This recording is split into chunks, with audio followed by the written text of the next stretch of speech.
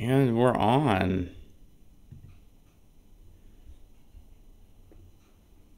Good morning, good morning, good morning. Happy Monday. Happy MLK Day to everybody. Hope everyone's having a good one so far. Good morning, Karen. How are you? You are first, as usual. I hope you are having a wonderful MLK Day and a wonderful Monday. Hello, Redden Economics. Hello, Omar. How are you? Good morning, everybody. Or good afternoon, or good evening. What's up, Long Beach? I know it's morning where you're at. What's up, Edwin? What's up, Mike S? Hello, Patsy. Hello, lady. How are you? Good to see you.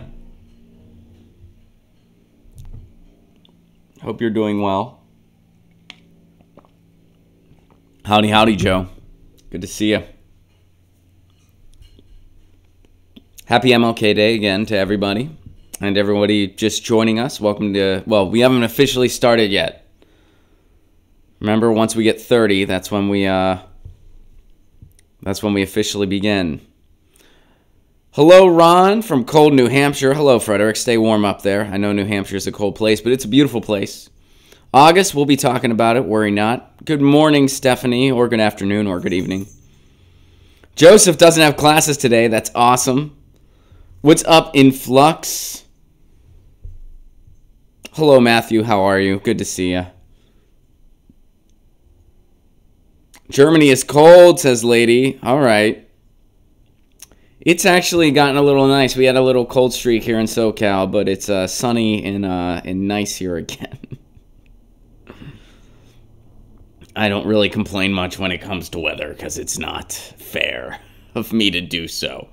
And we're at 31. All right.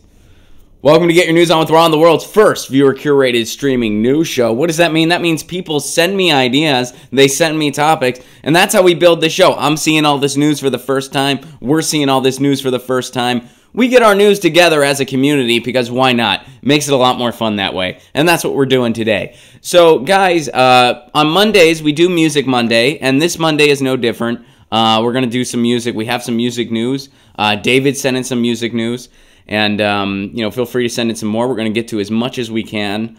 Although today's episode is going to have to be a little shorter than an hour. Because I do need to sign off early because I have a meeting that I need to get to at noon. So, anyway, noon my time. So, anyway, we're going to have a kind of abbreviated thing today. It'll be a little shorter. Not a lot shorter, but a little shorter. But, anyway, today is also MLK Day, which is a very important day. So I wanted to start off today for our topic today being focused on MLK. We got some music news too, and we'll get to that. But, usually I do a topic on Music Monday that's music related. That's not the case today. We're going to talk about MLK. So what I want to know from you guys is what are some things about MLK that you want to mention? Quotes or ideas or stories or perspectives or anecdotes or personal stories, something that maybe affected you, that you learned about. And I'll go ahead and start. So first of all, I actually did Matt Orfalia, who is a brilliant video editor. He makes some amazing compilation videos. You can find him on YouTube. It's just Matt Orfalia. I did his show earlier today, and we did MLK trivia. I didn't know I was going to do trivia with him. That was like a surprise, and I was a little nervous because I had just woken up, and I was like, I'm going to do a really shitty job at this because I have just woken up, and I'm not really feeling too savvy right now. But fortunately, it was kind of a fun, laid-back trivia. It wasn't an intense, like, wow, how do you not know this? You're an idiot trivia. So that was good. But I learned a few fun facts about MLK. Still waking up, guys. I almost said JFK. Wow, that's bad. MLK that I want to share with you guys. So first of all, to tie it into music, I never knew this. MLK won a Grammy. I never knew that about him. That was part of the trivia. He did win a Grammy. Someone compiled a spoken album like of his speeches, and it won a Grammy. I believe he was no longer with us when he won it. It was posthumous. But he did win a Grammy. And also, he was a big Star Trek fan. I never knew either of those two things, but he was a big Star Trek fan. And the actress who played O'Hara, who was the Black Lieutenant, and of course, when the original series came out, this was not a time where there were a lot of black actresses on television.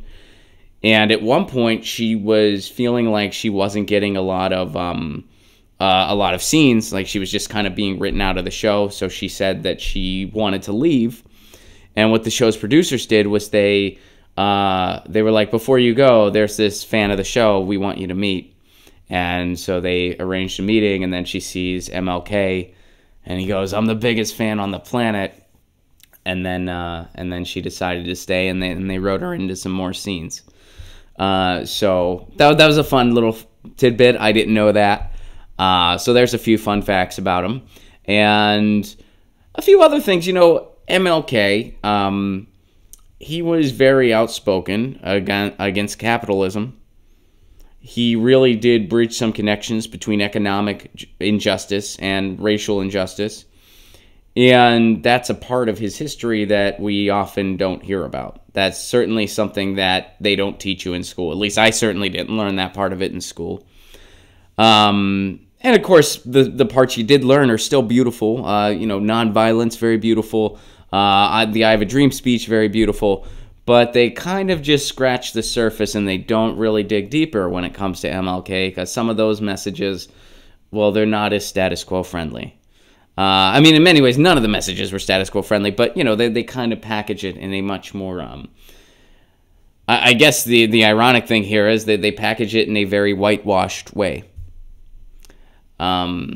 which is kind of ironic in a semi-tragic way, but yeah, so that's the part of MLK that I think, that I like to remind myself of, that I like to celebrate and hold dear, that he really was a revolutionary in every aspect of the word. He was not an incrementalist. Sometimes people use his work to justify incrementalism. That is wrong. That is misguided. And that is very much cherry-picking what that man was about. He was not an incrementalist. He was wary of moderates.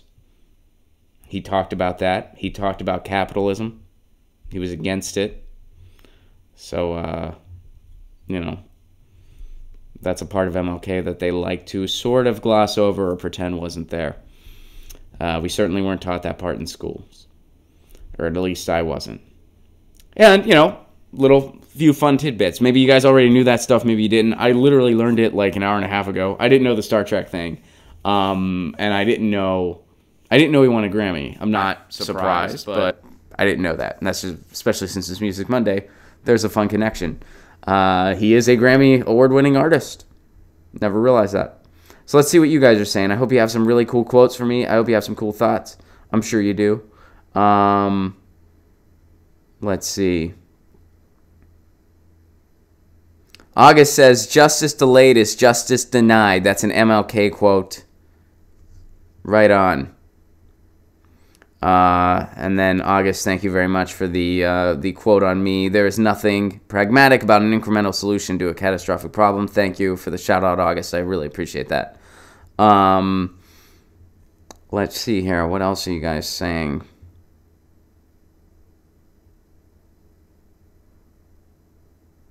People like to take those who are admired, Lady says, and compare themselves to them to try to find something about them that parallels. Okay. Joseph points out he was anti-establishment and anti-war. Pat Hacker points out that's what got him killed. His speeches on labor and poverty. That's kind of funny. Pat's like, that's what got him killed. Not his love of Star Trek. The other thing, the thing you mentioned after that, Ron, that's what got him killed. When he started really addressing, critiques in the capitalistic system, that's what got him killed. And Tim points out, I have heard that the first on-screen interracial kiss was via Star Trek.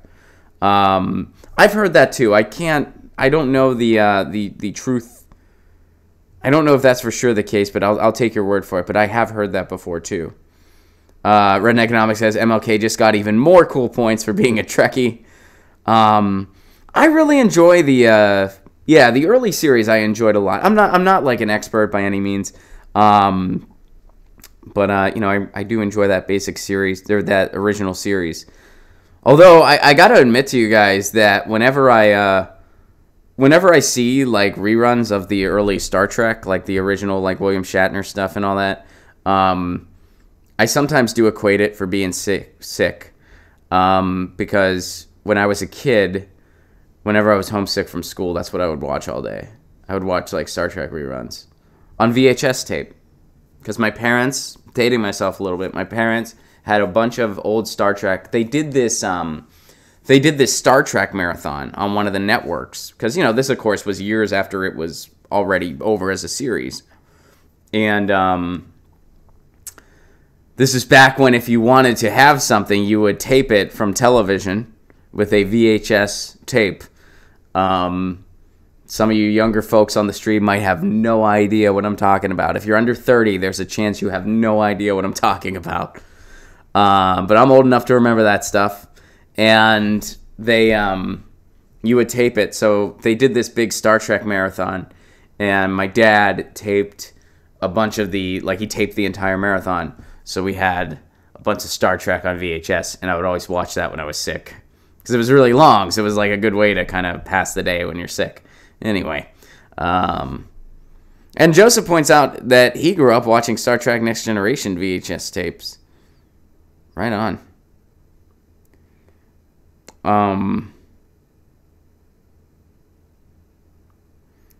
So let's see. Some of you guys are giving shout outs to Next Generation too. I got into that a little bit, not as much. And let's see if we got any more JFK, oh wow, I just did it again. Jeesh, I'm still waking up, folks, and every now and again I have a verbal diarrhea, slip of the tongue, and excuse me. Any more MLK quotes? Ahmed says, did I see the FBI tweet celebrating MLK? I did not. And I have a feeling I might not be a huge fan if I did. Let's see. Happy Music Monday, says Crystal. Happy Music Monday back to you. We do have some music news, but we wanted to talk about MLK for the topic today. That seems more important. Steve, I saw an MLK speech on TV in August of 1963. I was 8 years old. I was fascinated, but not quite understanding. I followed his life work since. That's awesome, Steve, and that's a really cool story. I'm sure as an 8-year-old, you weren't cognizant of the moment you were witnessing. I mean, I wouldn't expect an 8-year-old to have that vast of a world perspective. I wouldn't even expect an adult, because, when you're experiencing it in the moment, it's hard for you to predict what the future holds, But that's freaking awesome. If I was 8 years old, I don't think I'd be cognizant of everything MLK was saying either. I'm sure I wouldn't be able to grasp the theme of it really. But that's still really freaking cool. You got to see that, even though you were young. Platypus echoes that the FBI tweet was not a good look. I'm sure it wasn't. I don't know what it was. I haven't seen it. But I'd imagine it was probably something a little bit ridiculous. CryptoCam points out MLK supported Medicare for all. He would certainly support universal health care. Absolutely. Sean wishes us all a happy MLK Day. Stephanie points out, do you know about how MLK was pushing for something like universal income because he picked up how jobs were getting more and more automated early on? He did talk about stuff like that, yes. And Public Domain says he was murdered when he expanded his message to the working poor. And Pat Hacker shouts out a jobs guarantee, too, in regards to what MLK taught. So there's a lot about his messages that they kind of gloss over. They being, the establishment.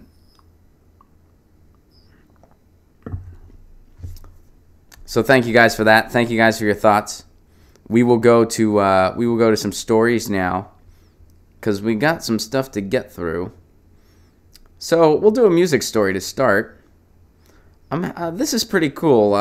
David shares this, and I was not aware of this. But we got a new person outspoken regarding climate change.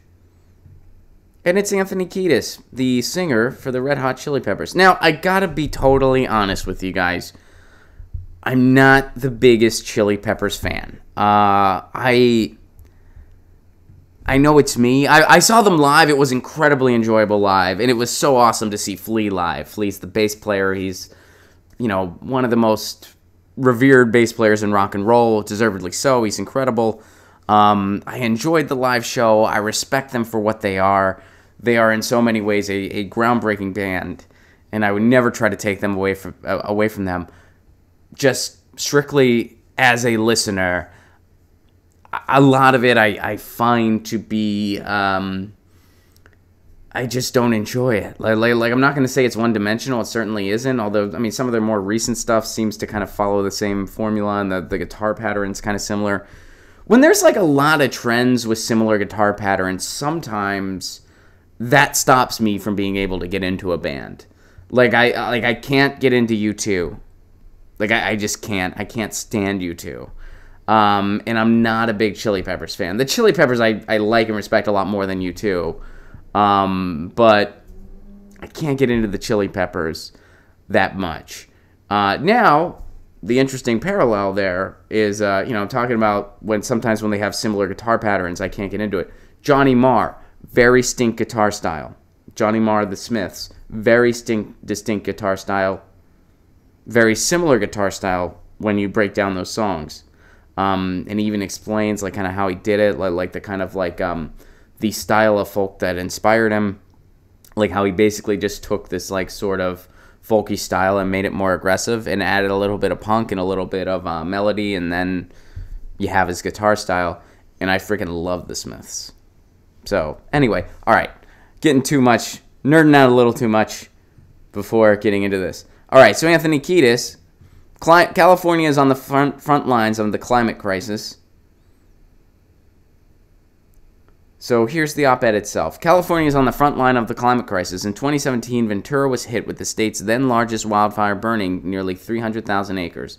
In early 2018, 23 people died in the Montecito mudslides. Later in the year, the Camp Fire left the town of Paradise in total ruin, killing 86 people.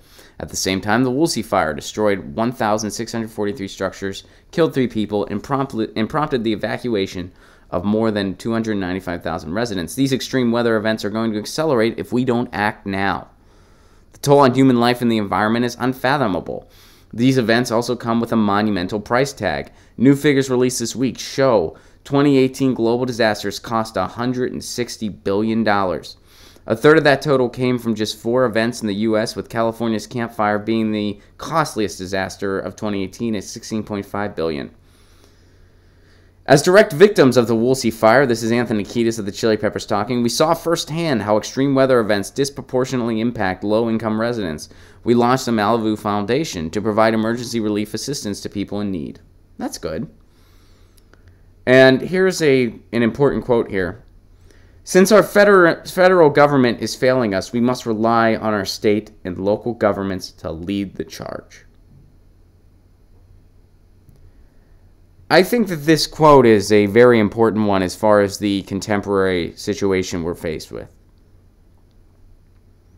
Our federal government is failing us, and we must rely on our state and local governments to lead the charge. But let's continue and finish up this op-ed. On Sunday, the Malibu Foundation and the Climate Mobilization are bringing together artists, climate experts, and victims of the recent wildfires to call on the state of California and its cities to pass legislation declaring a climate emergency, an all-out effort to transition society and the economy at rapid speed. State Senator Henry Stern is expected to respond by announcing a resolution endorsing a declaration of climate emergency for the state of California. If passed, this resolution will urgently address the threat of climate change in an aggressive way. It will call on the state to drastically reduce greenhouse gas emissions towards zero net emissions, quickly adopt resilience and adaptation strategies, put vulnerable communities at the forefront of climate mobilization efforts, transition from industrial agriculture to regenerative farming, and overhaul the transportation system, among other things. Well, I look forward to watching this unfold. And, I salute Anthony Kiedis for writing this. I hope that this is my first time hearing about his organization, so I don't know anything about the organization other than what I just read. I certainly hope that Anthony Kiedis is in the Susan Sarandon camp and not in the Bono camp. What I mean by that is that Susan Sarandon is a genuine environmentalist who genuinely fights for these issues. I hope that is Anthony Kiedis as well. I hope he's not in the Bono camp. Bono is a neoliberal opportunist, and his organization is a scam for his own tax benefits. So I hope Anthony Kiedis is in a Bono. Is he? I have no idea. I don't know. I want to give him the benefit of the doubt and say no, he's not.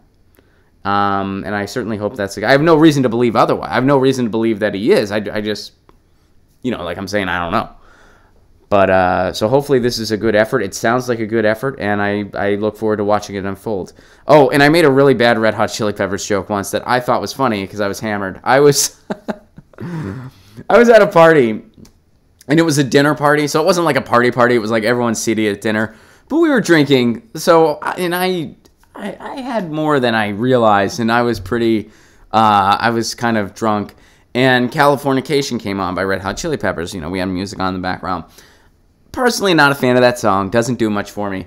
But that song came on, and I was like, hey, does anybody know where the Red Hot Chili Peppers are from? They don't tell you in every song. Nobody laughed. I mean, like, one person laughed politely because they felt bad for me.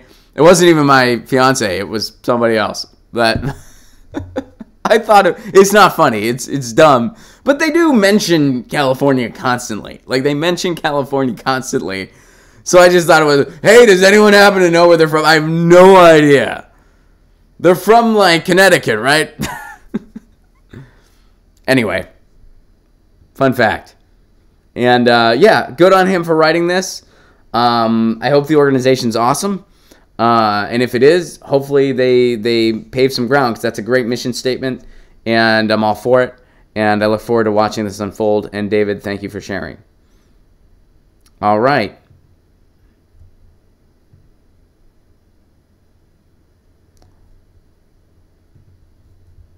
So maybe you were wondering what happened to this guy, Joe Crowley. Joe Crowley is the guy that Alexandria Ocasio-Cortez beat. He responded by playing Born to Run by Bruce Springsteen to tie it back to Music Monday. Ironically, I'd be willing to bet that if Bruce Springsteen lived in that district, Bruce Springsteen wouldn't vote for Joe Crowley. I have a feeling Bruce Springsteen would have voted for Alexandria Ocasio-Cortez.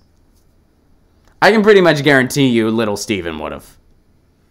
And I have a feeling Bruce Springsteen, of course, he doesn't live in that district. He lives in New Jersey. But anyway, you get the idea. Maybe when he did that Broadway thing, he could have, like, moved into that district. I don't know. All right. Anyway, but Joe Crowley. What's Joe Crowley up to? Could Crowley end up being a lobbyist for Big Console? All right. Let's look into this. I'm not familiar with this. This is my first time seeing this. Joe shares this article. Joe Crowley, not Joe Crowley. Joe Crowley didn't share this himself. That'd be funny if he's like, talk shit on me. All right, anyway. Joe Crowley, the longtime New York congressperson who was unseated in the primary by Alexandria Ocasio-Cortez, remains extraordinarily popular among both Democrats and Republicans in the House, making him K Street's biggest whale for 2019. Among the closest to landing him, according to sources familiar with Crowley's post-congressional employment journey, is the video game industry's lobbying group known as the Entertainment Software Association. Okay, interesting. Nintendo, Microsoft, Sony Interactive Entertainment, and Ubisoft are only some of the members of the ESA. Politico first reported on Monday that Big Console is among the potential landing spots for Crowley. The former New York congressperson has also had early discussions with two other groups, Aiken, Gump, Strauss, Haar, and Feld, and Hogan Lovells, according to the report. A spokesperson for the ESA said that Big Console is not commenting on the search process. However, we will make an announcement when the time is appropriate. The video game industry's top legislative concerns involve rules around data privacy. They collect an awful lot of data, as well as intellectual property, patent law, and net neutrality regulations. Interesting. The new occupant of Crowley's former New York congressional seat has made regular use of the platforms most popular with gamers. Twitch, which is largely ignored by other politicians.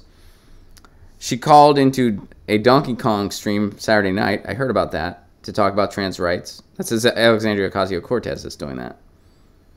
Interesting. So I'm not familiar with the game lobbying. I mean, maybe later in the chat, some of you guys can enlighten me on some of that. But I'd imagine they'd be pro net neutrality.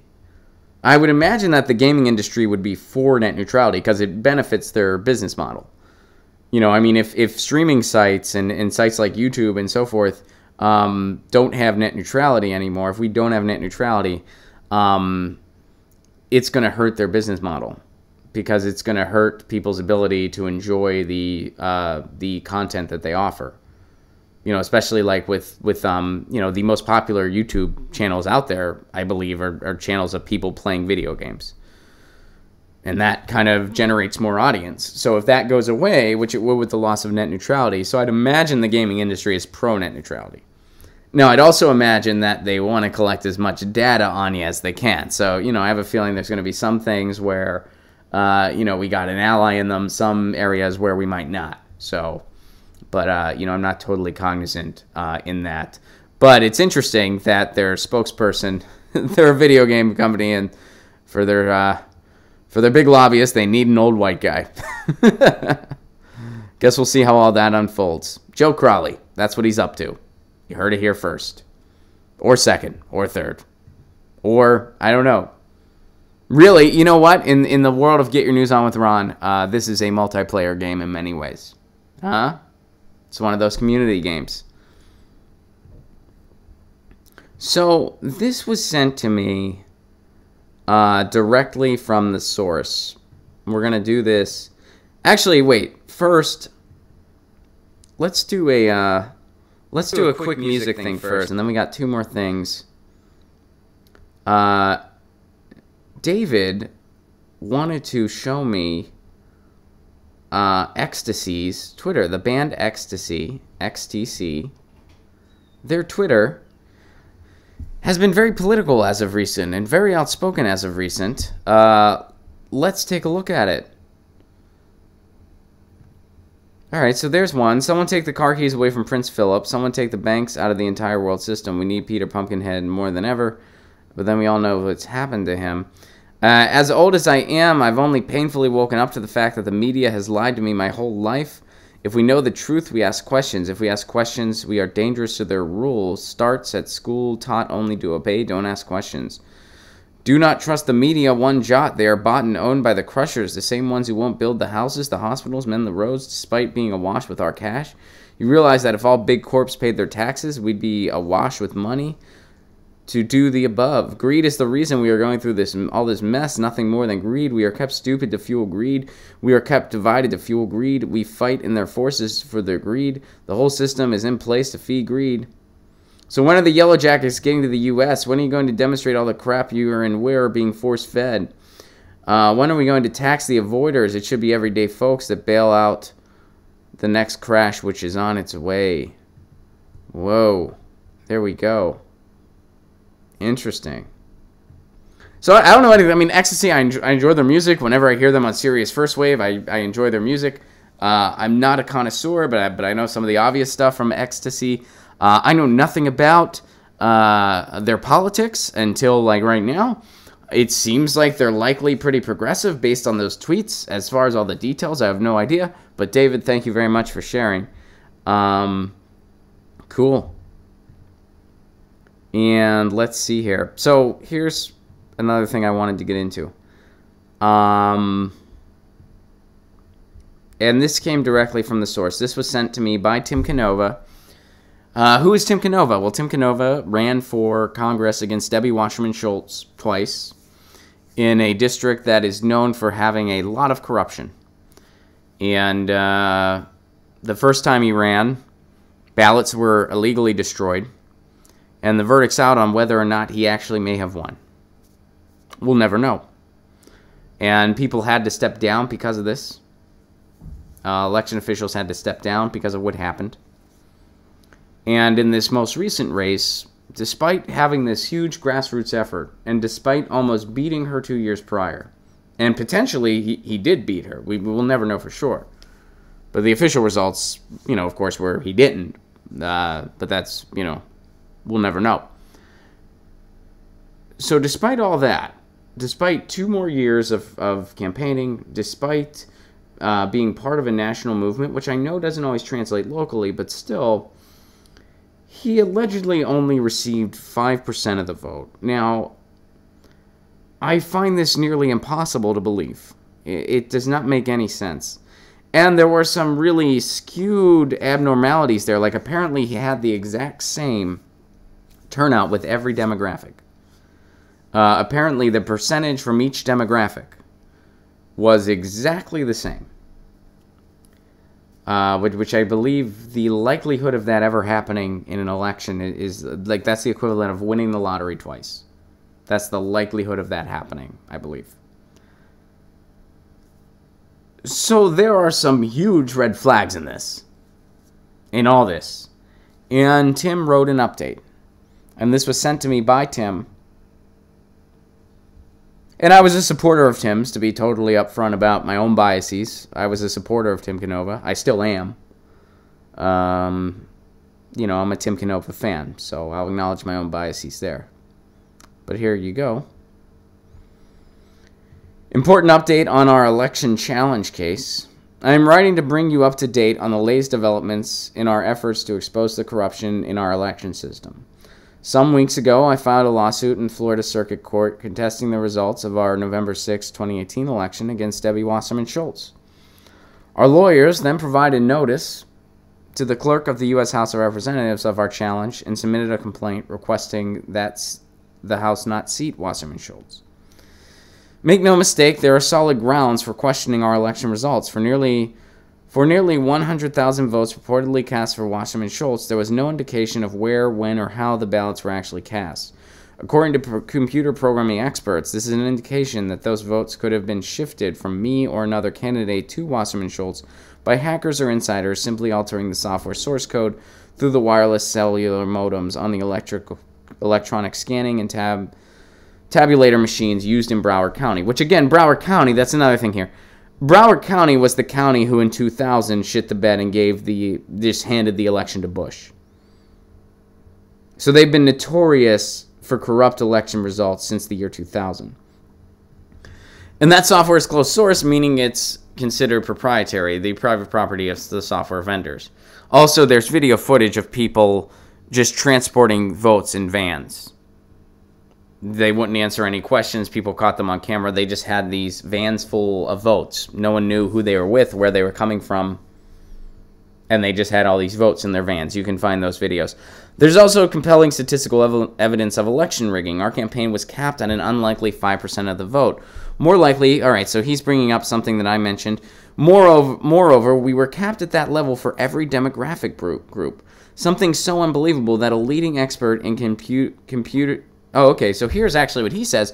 A leading expert in computational science concluded it was as likely as winning the lottery every day for a year. So I was actually understating when I said it's like winning the lottery twice. No, it's like winning it every day for a year. Those who talk about the need to follow the science of climate change should follow the science of statistics and mathematics. There's also no reason to trust a recount of the purported ballots. The disgraced former Broward election supervisor, Brenda Snipes, that's the person that needed to step down, and other election officials failed to safeguard the chain of custody of the paper ballots, the electronic voting machines, and the digital scanned ballot images. That's why we're not seeking a recount, but rather asking the House to invalidate the election results and to order a revote. Unfortunately, when the new Congress convened last week, the House voted to seat Wasserman Schultz without any inquiry into our election results. It's deja vu all over again. After a Florida court ruled last May that Brenda Snipes had illegally destroyed all the ballots cast in our 2016 Democratic primary against Wasserman Schultz, we just talked about that, I wrote to every House and Senate member. The silence was deafening. The U.S. Constitution makes clear that the House is the final judge of the qualifications and elections of its members. Now that the House has seated Wasserman Schultz, our lawsuit is effectively moot. The good news is that even though Wasserman Schultz has been seated, there's nothing stopping the House Committee for Administration from conducting hearings on our fake election and validating the election and ordering a revote. There's much more at stake here than one congressional district. This system of black box voting undermines public faith and confidence in our election results. If the electronic voting machines were rigged in Broward County, they can be rigged almost anywhere. If we fail to clean up this corrupt election system now, electronic voting machines may well be rigged in some of the 2020 presidential primaries and general elections, and perhaps not by the Russians or Chinese. That's why I've been calling for banning these inherently vulnerable electronic voting machines and replacing them with a system of 100% hand-marked paper ballots counted by hand in public. Nothing less will help restore the conditions necessary for a functioning democracy. I agree with that. I agree with that. Until we get something better and more secure, paper ballots are the way to go. And there have been some progress on that front. And, you know, I wish Tim Canova all the luck in the world in this fight and all the best in the world in this fight. And I want to help any way I can because I don't for one second buy the results of 2018 or 2016 for that matter. And this is a county that has been notorious since the year 2000. So when you add all those things up, there are way too many red flags to ignore. There's just way too many abnormalities. And bravo to Tim and the people that are still fighting this fight. And this is one of the reasons that I kind of migrate more towards cause-based initiatives and local alliance initiatives over beating my head against the wall about electoral politics nonstop. Because when you see stuff like this, you realize we really got to overhaul this system, and it's going to start from the ground up. And that's just the reality of it. So I wish Tim all the luck in the world in this fight, and I hope there's some positive news. All right, so keep in mind I just said not beating my head up against the wall about electoral politics, but that doesn't mean I don't beat it up against the wall ever. And sometimes when there's something breaking, you gotta talk about it. Something breaking like, say, hey, somebody announced for 2020. Well, guess what? Somebody did, and that somebody is Kamala Harris. Kamala Harris announces her presidential campaign. She's for the people. All right, so we don't even need to watch the sound with this video. I think this is her... here, let's see if this is her actual thing. Truth, justice, decency. I'm just gonna, you don't need to, all right, so you don't even need to hear it because it's just these words, all right? So these aren't just words, all right?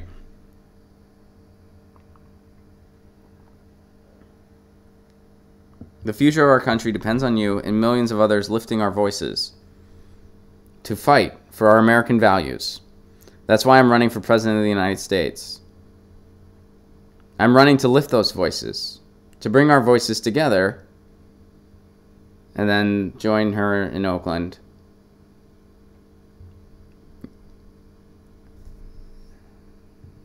Let's do this together. Let's claim our future. For ourselves, for our children, for our country. I'll see you in Oakland. Kamala Harris, for the people. Just being strictly objective here, that is the most boring, bland, and just substanceless commercial for president I have ever seen in my life. If I knew nothing about Kamala Harris, I could watch that commercial and it would change nothing. I would still know absolutely nothing about her. I guess other than what she looks like, that would be the only thing I would learn. That is hands down the weakest presidential commercial I have ever seen. I know a minute you can't say everything, but you can certainly say something, which she chose not to do. We could talk about the fact that we could talk about how corrupt she was as a prosecutor. How she was certainly very hard on people that had pot, but she was pretty easy on the banks. We could talk about how she's fine with prison labor and has spoken about how it's essential for California's economy. We could talk about how she claims she's for Medicare for all, but in the single-payer efforts in her state of California, she has done nothing for them. Literally nothing for them. We could talk about all that. We could talk about how she's not bringing up issues at all, and this commercial is very much cognizant of that because her issues are, what do the donors want? We could talk about all that, or we can just not even bother going that far because here's something, she ain't gonna win. Why do I say that? Well, because you have to beat Trump with something. And what we just, I mean, those were just a bunch of words. That was just verbal diarrhea, word salad. There was nothing. And you can say something in a minute. Here you go. Medicare for all, Green New Deal, jobs program, infrastructure. I think I'm still under a minute. I don't want to see Trump get a second term. But I know that just trying to beat have somebody beat him with just Trump fatigue, it's not going to be enough. Because it failed the first time. And he still has his base.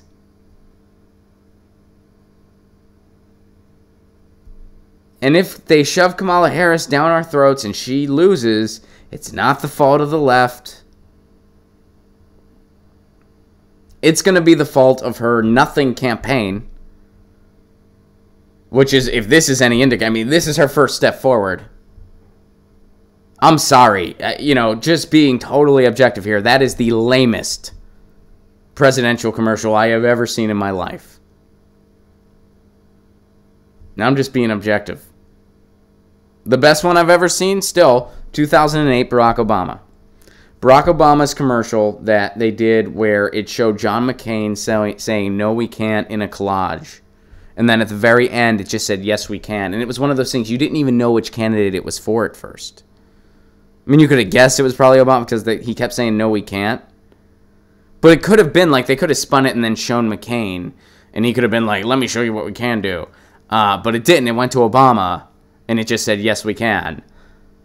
Again, just objectively speaking, from a commercial standpoint, that was the most effective political commercial I've ever seen in my life. And Obama went on to win in a landslide. For a lot of reasons, not just that commercial, but I'm just saying that is the worst. I can honestly say that Kamala Harris commercial, that is the worst presidential commercial from any candidate. And I've seen some lame ones from Democrats and Republicans. That is the worst. Like there's just nothing in there. All right, so let's go to her announcement. If we can stay awake through this article, I don't know if I'll be able to. No promises. Kamala Harris on Monday announced she'll run for president. "I'm running for president of the United States. I'm very excited about it. You might be the only one, Kamala." All right, so she's running. She's long been considered a possible front runner. Speculation that she would enter the race mounted earlier this month when she launched a book tour and media blitz to promote her memoir, The Truths We Hold, An American Journey. There have been more generic book titles, but this one takes the cake. I mean, this is a good one. The senator who will stress equality, decency, justice, and democracy. Again, how? How is she stressing all these things? How? She'll use the slogan, "For the people." That's pretty much just the Democrat slogan. Isn't it something like "For the worker" or something like that? "My entire career has been focused on keeping people safe." Okay. "When I look at this moment in time, I know the American people deserve to..." Really? Your entire career has been focused on keeping people safe.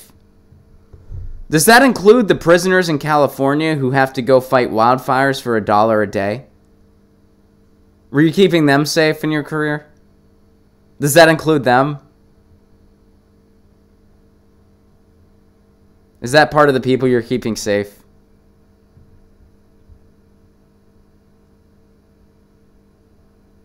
Harris, whose parents were involved in the civil rights movement, said she was honored to make the announcement on MLK Jr. Day. "Today, the day we celebrate Dr. King, is a very special day for all of us as Americans.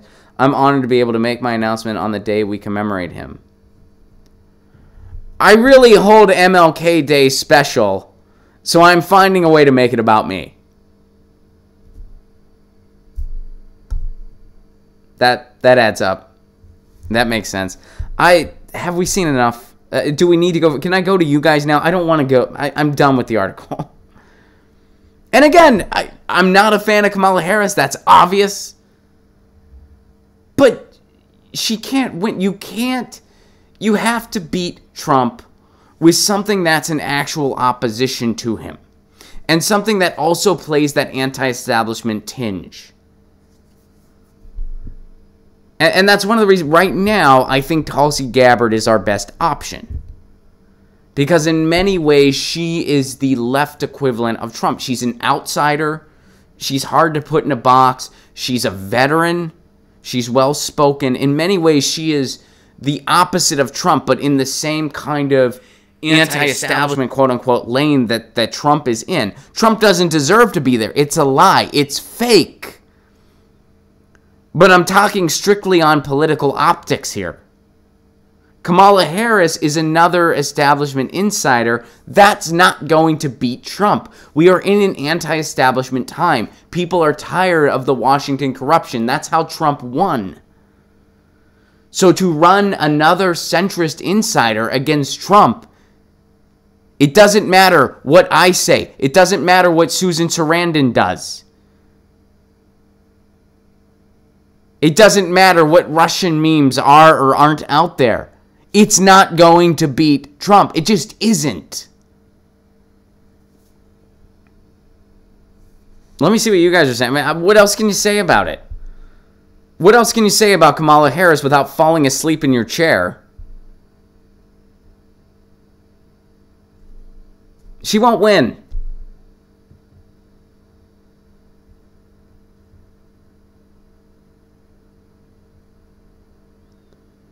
Costello, thank you very much for the super chat contribution. I'm gonna go to you guys now. We're gonna chat for a bit, and then we're gonna end a couple minutes early.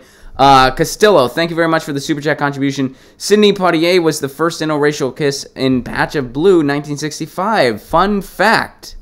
Thank you for that. So Star Wars, I think you mean Star Trek. Star Trek may have been the first in a TV series, Costello points out, but the first in a movie was Patch of Blue in 1965, so that was like the first on-screen thing. Alfonso, thank you very much for the super chat contribution. Ron, are you a fan of Billy Bragg? Yes, I am, and you can see my interview with Billy Bragg on my YouTube channel. I did an interview with Billy Bragg. It is on this channel. I hope Ramiel, and I think I'm mispronouncing your name. I apologize for that. Ramiel, thank you very much for the super chat contribution. And Ramiel says, I hope Tulsi Gabbard will call her out on her corporatism. Me too. So let's see what you guys are saying.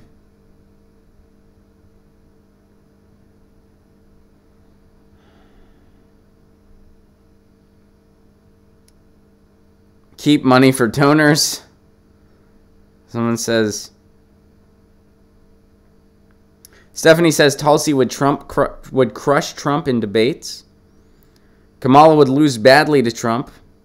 Mike S. says Kamala Harris is a cop and a narcissist. Brent says she will win for her donors by losing. Herman says Trump will win again in 2020. I think it depends. If they shove another corporatist down our throat, yes, he will. I mean, honestly, and this isn't me just... That's what I believe to be true. If you shove another... If it's Biden, yes, Trump will win again. If it's Kamala, yes, Trump will win again. If it's an actual progressive that has a grassroots support behind them, then I think we got a chance. He might still win. I don't know for sure. It's really tough to project when the election is still 2 years away, nearly 2 years away. But I do firmly believe you shove another corporatist down our throat, we ain't going to win. Sean says Gabbard Sanders 2020. As of right now, that is my favorite ideal ticket, too. I would love to see Tulsi as president, Bernie as VP. I would love to see that ticket. And I think that ticket would dominate. I really do.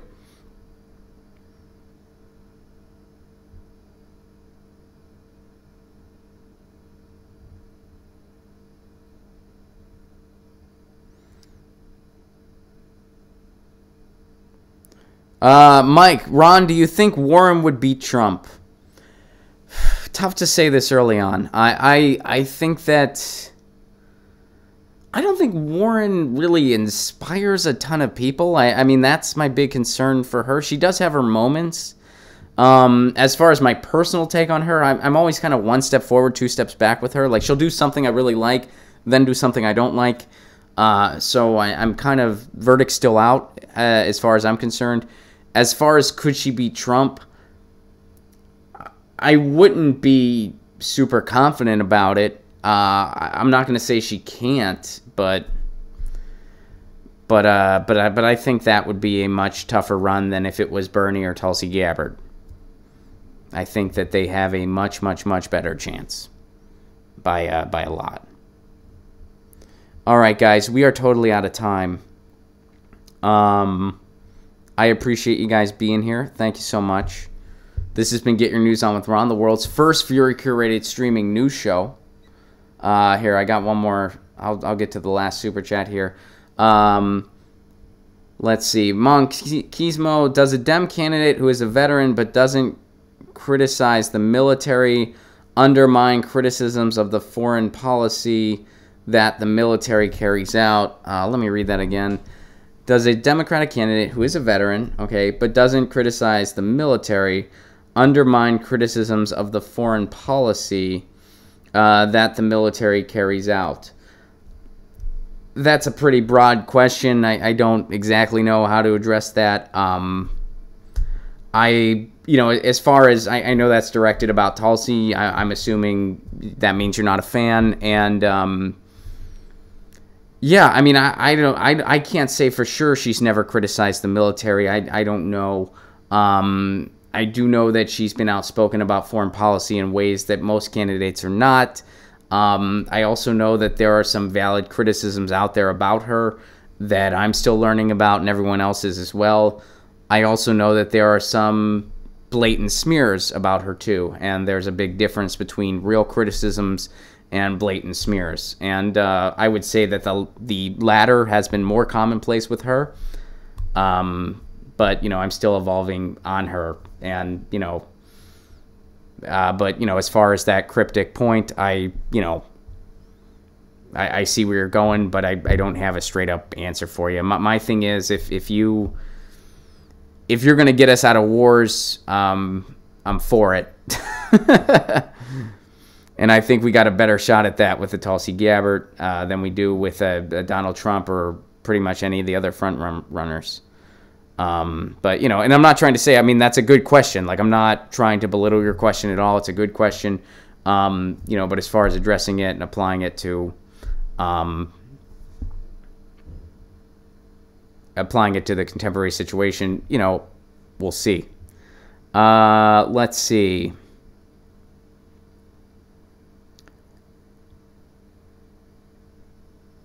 And I do have to get out of here. Oh, someone asked why Chris Hedges or Richard Wolff. I don't think either of them are interested in running. Maybe they are. I'd vote for either one of them. Hell yeah, I'd vote for either one of them. But I don't know if any of them are interested. Guys, we are totally out of time. Tour dates, ronplacone.com. March, I'm coming to the Gulf. Also, LA, this week, LA, I'm gonna be at the I'm gonna be at Politics Night at the Dojo Wednesday night. And I'll also be at the dojo the next night for the Jimmy Dore stand-up show. Tour dates, March, going to be in New Orleans, Pensacola, Oxford, Mississippi, Lafayette, Louisiana. Grab your tickets at ronplacone.com. Doing a tour of Texas in April. Tickets are available now. May, Utah, and Boise. And June, New York City and the East Coast. Tickets are available, and we're still announcing East Coast dates, and we'll be announcing more 2019 dates down the road, but all tickets are available now at ronplacone.com. If you can support this show on the sustainability end, please do consider becoming a patron. Patreon.com/ronplacone. For a give what you can level, you will help keep this show on the air, help us expand, help us increase. You get the idea. Thank you guys very much for being part of this. I appreciate it very much. And I will see you tomorrow, same time, same channel. Peace.